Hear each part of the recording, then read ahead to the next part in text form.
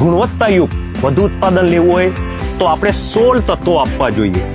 અને 16 તત્વોમાંથી જે 2 તત્વો છે બહુ જ અગત્યના છે. એક છે ઝીંક અને બીજું છે સલ્ફર. આ 2 તત્વોની આજે હું તમારી સમક્ષ ચર્ચા કરવા માટે આવ્યો છું.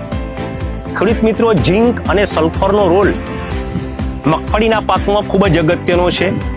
ઝીંકનું મુખ્ય કામ આપણા પાકની રોગ પ્રતિકારક શક્તિ, એની ગુણવત્તા માટે બહુ જરૂરી છે. અને સલ્ફર એ આપણા પાકનું વજન એટલે ઓઇલ પર્સન્ટેજ એટલે તેલના ટકાવારી માટે બહુ જરૂરી છે.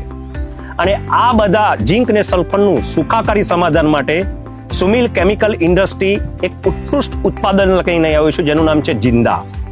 જિંદા વિશે મારે વધારે કંઈ બોલવાની જરૂર નથી. એ ભારતના લાખો ખેડૂતોનું ટ્રસ્ટેડ અને ટેસ્ટેડ પ્રોડક્ટ છે.